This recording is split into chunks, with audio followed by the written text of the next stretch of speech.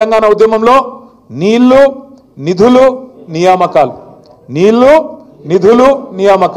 ఇలా రేవంత్ రెడ్డి ప్రభుత్వం వచ్చినాక ఏమైపోయింది ఆ నినాదం మారిపోయింది. ఇప్పుడు ఏమిటి తెలుసా కొత్త నినాదం? బీఆర్ఎస్ మీద నిందలు, బిల్డర్లతో కాంట్రాక్టర్లతో దందాలు, రాహుల్ గాంధీకి చందాలు. నిందలు దందాలు చందాలు, నీళ్లు నిధులు నియామకాలు లేదు, నిందలు దందాలు చందాలు. తెల్లారి లేస్తే ఎవరిని దోసుకోవాలా, ఎవరిని ఎట్లా బెదిరించాలా, ఎవరిని తోలు వలిచి పైసలు వసూలు చేయాలా, ఎట్లా ఢిల్లీకి డబ్బులు పంపాలా. రేవంత్ రెడ్డి గారు మాటల మనిషి అని మనకు ముందే తెలుసు. మాటలు బాగా చెప్తాడు. ఎలక్షన్ల ముందు చాలా చెప్పిండు మాటలు, మీకు యాదుకుండాల. మాటల మనిషి అనుకున్నాం ఆనాడు, కానీ మూటల మనిషి అని ఇప్పుడు తెలుస్తూ ఉన్నది. అప్పుడు చంద్రబాబు నాయుడు మూటలు మోసిండు, యాదుకుండాలా మీకు? ఓ నల్ల బ్యాగులో దొరికిండు కదా, యాదుకుందా? ఇప్పుడేమో ఢిల్లీకి మూటలు మోస్తున్నాడు. తేడా ఏమీ లేదు. మాటల మనిషి మూటల మనిషి అయిపోయినాడు. మీరు యాద్ చేసుకోండి. నిజంగా కూడా ఎన్ని అబద్ధాలు, ఎన్ని మాటలు. ఉరకండి, తొందరగా పోండి, పరిగెత్తుకుంటూ పోండి, బ్యాంకు ఉరికి తెచ్చుకోండి. 2 లక్షల రుణం నేను వస్తున్నా, రాగానే సోనియమ్మ మీద ఒట్టు మాఫీ చేస్తా అన్నాడు. డిసెంబర్ 9 నాడు సంతకం పెట్టేస్తా అన్నాడు. పిలిచిండు బ్యాంక్ వాళ్ళని పిలిచిండు. బ్యాంక్ వాళ్ళందరిని అడిగిండు, మరి 2 లక్షల దాకా రుణం మాఫీ చేయాలంటే ఎన్ని పైసలు అవుతాయి అని అడిగిండు. ఎన్ని పైసలు అయితే అంటే వాళ్ళు అన్నారు చాలా పైసలు అవుతాయి సార్ అని వాళ్ళు చెప్పారు. చాలా అంటే ఎంత అన్నాడు. దగ్గర 50,000 కోట్లు అవుతాయి సార్, కరెక్ట్గా చెప్పాలంటే 49,500 కోట్లు అవుతాయి సార్ అని చెప్పారు. చెప్తే ముఖ్యమంత్రికి గొంతులో రాయబడ్డట్టు అయింది. వామ్మో ఇదేమి రాని తెలియక చెప్తిమి, ఏదో ఒకటి చెప్తిమి, ఎట్లా అని ఆలోచన చేసినాడు. ఆయన బట్టి ఇద్దరు కూర్చున్నారు, ఏం చేయాలా ఆలోచన చేసి తెల్లారి ముఖ్యమంత్రి గారు ఎక్కడో మీటింగ్లో మాట్లాడుతున్నాడు. 49,500 కోట్లని ముందు రోజే బ్యాంకులు చెప్పి పోతే తెల్లారి ముఖ్యమంత్రి గారు ఒక సభలో మాట్లాడతాడు.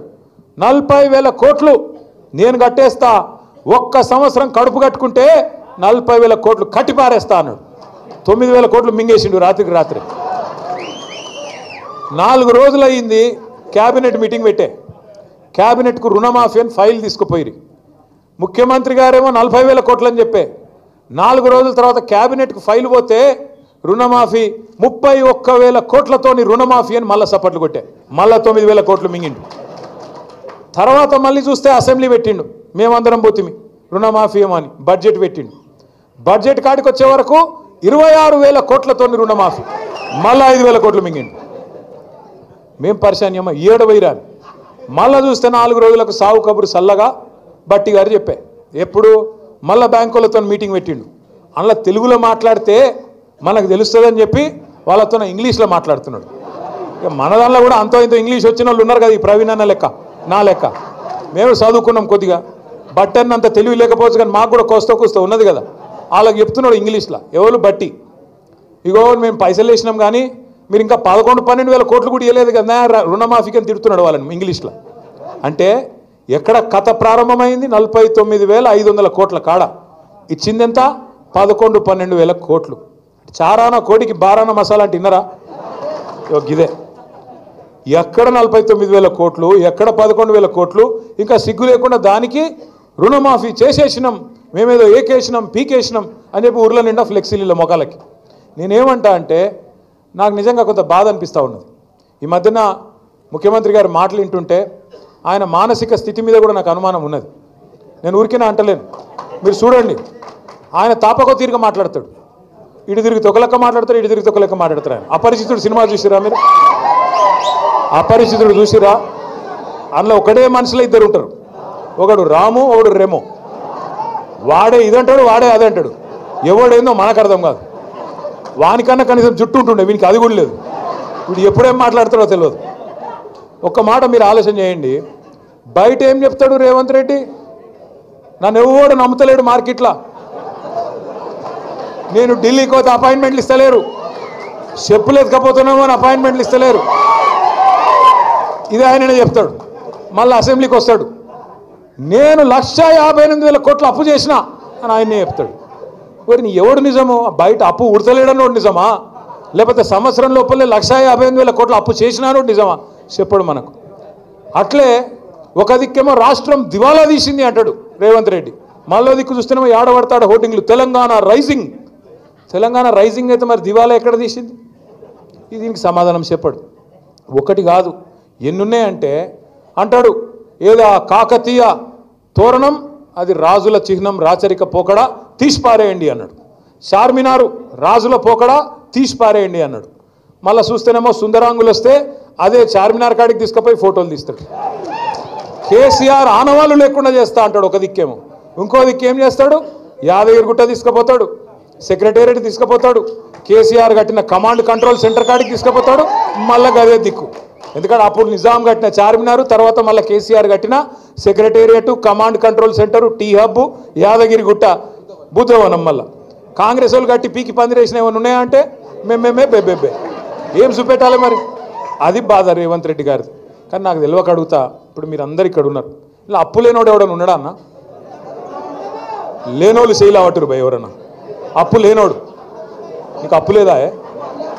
నేను అసెంబ్లీలో అడిగితే ఎవరు శైలి అవటలు, ఎమ్మెల్యేలు అందరూ ఒక్కడు శైలి అవట్టిండు బట్టి విక్రమార్క. ఇక మరి 20% 30% ఉన్నట్టున్నది, అందుకే ఆయన ఒక్కడికి మాత్రం సేఫ్ ఉన్నాడు, మిగతా వాళ్ళకి మాత్రం అప్పులు ఉన్నాయంట. ఎందుకంటున్నా అంటే అప్పున్నా లోపల ఎన్ని కష్టాలున్నా, కుటుంబాన్ని నడిపే కుటుంబ పెద్ద, లోపల బనీన్ల పొక్కలున్నా ఏం చెప్తాం, బయటికి మాత్రం కడక అంగి వేసుకొని నాకేమైందిరా కదా, లోపల బనీన్ల పొక్కలున్నా బయటికి మాత్రం ఏం చెప్తాం, నాకేమైందిరా, నాకు ₹1,00,000 ఇస్తే తెల్లారి ఎవరు కడతా అంటాం, అంతేనా? కానీ ఎవడన్నా ముఖ్యమంత్రి అంటోడు నన్ను కోసుక తింటారు వే, నాకు పైసలు లేవు, ఎవడన్నా మాట్లాడతాడు ఇట్లా? నాకు అర్థం కాదు. నా రాష్ట్రం ఎయిడ్స్ పేషెంటు, నా రాష్ట్రం క్యాన్సర్ పేషెంటు, ఎవడన్నా వస్తాడా నీ కాడికి? ఎయిడ్స్ పేషెంట్ ఎవడన్నా ముట్టుకుంటాడా? మరి గదే నేననేది. ఇట్లా మాట్లాడేటోడు మన కర్మగాలి, మన ముఖ్యమంత్రి అయి సచ్చిండు. నేనేమంటా అంటే దయచేసి ఇంకో 3 ఏళ్ళు ఈ దరిద్రం మనం అనుభవించాల్సిందే, మనకు వేరే మార్గం లేదు. మీ గద్వాలలోకి మార్గం ఉంది, తొందరలో ఉప ఎన్నిక వస్తుంది, మళ్ళా గులాబీ జెండా ఎగురుతుంది, బరాబర్ గెలుస్తాం. వాస్తవానికి శ్రీనివాస్ గౌడ్ గారు కరెక్ట్గా చెప్పినాడు. వాళ్ళు ఎలక్షన్లు పెట్టడానికే భయపడుతున్నారు. ఏడ ఎలక్షన్ పెడితే ఈ బలుగుతుందేమో, ఏడ పదవి పోతుందేమో అని భయం అయితే బాగున్నది లోపల. కానీ రేపు గట్టులో కానీ, కేటీ దొడ్లో కానీ, దరూర్లో కానీ, ఏ మండల్లో కానీ రేపు కారు గుర్తు మీద ఎవరు నిలబడ్డా కారు 200 స్పీడ్తో ఉరకాలి. అభ్యర్థి ఎవరన్నది కాదు, ఖచ్చితంగా కారు అంటే కేసీఆర్ మళ్ళీ రావాలంటే గట్టిగా గుద్దాల్సిందే, గట్టిగా జిల్లా పరిషత్లో కూడా గద్వాల మీద మన జెండా ఎగరాల్సిందే. నేను మిమ్మల్ని అందరినీ ప్రార్థించేది ఒకటే, కాంగ్రెస్ చేస్తున్న మోసాన్ని, బీజేపీ బూటకపు వ్యవహారాన్ని ఊరూరికి తీసుకొని పోవాల్సిన బాధ్యత మన మీదనే ఉన్నది. మళ్ళా తెలంగాణకు ఎన్నటికైనా గులాబీ జెండానే గుండె ధైర్యం అనే మాట నేను మీ అందరికి విజ్ఞప్తి చేస్తా ఉన్నా. మిగతా పార్టీలు, ఢిల్లీ పార్టీలు నమ్ముకుంటే ఎంత మోసం జరుగుతుందో కేసీఆర్ గారు మనకు ఎలక్షన్కి ముందే చెప్పిండు, చిల్కకు చెప్పినట్టు చెప్పిండు. కానీ మనమే ఇన్లే. చాలా మంది మోసపోయినారు, రైతులు కానీ మిగతా వాళ్ళు కానీ. మా ఆడబిడ్డలు కూడా మోసపోయినారు. తులం బంగారం అంటే మోసపోతురి. ఇలా వాడు గోల్డ్ కాదు కదా, రోల్డ్ గోల్డ్ కూడా ఇయ్యాడు వాడికి అంత లంగవాడు. అట్లాంటి వాళ్ళని నమ్మితే పొరపాటున కూడా ఇయ్యరాళ్ళు. స్కూటీలని, తులం బంగారం అని, ఫ్రీ బస్ అని రకరకాల మాటలు చెప్పి మొత్తానికి ఓట్లు అయితే వేయించుకున్నారు. కానీ ఒక్కటంటే ఒక్క హామీ కూడా నిలబెట్టే పరిస్థితి లేదు. మీ అందరితోనే నా ప్రార్థన ఒకటే, తొందరలో జూన్ మాసంలోనే మళ్ళీ మనం మెంబర్షిప్ కూడా ప్రారంభించుకుందాం. గద్వాలలో సోదరుడు బాసు హనుమంతు నాయుడు గారి నాయకత్వంలో రేపటి రోజున మెంబర్షిప్ చేసుకుందాం. తమ్ముడు ఆంజనేయ గౌడ్ ఉంటాడు, ఇంకా మిగతా పెద్దలందరూ కూడా మీకు అండగా ఉంటారు. మరి గట్టిగా మళ్ళీ ఒక్కసారి గ్రామ స్థాయి నుంచి, బూత్ స్థాయి నుంచి కమిటీల నిర్మాణం చేసుకుందాం. ఎన్నికలు ఏ వచ్చినా, సర్పంచ్ వచ్చినా, జెడ్పీటీసీ వచ్చినా మనకు తప్పకుండా విశ్వాసం ఉంది. గద్వాల ఉప ఎన్నిక వచ్చినా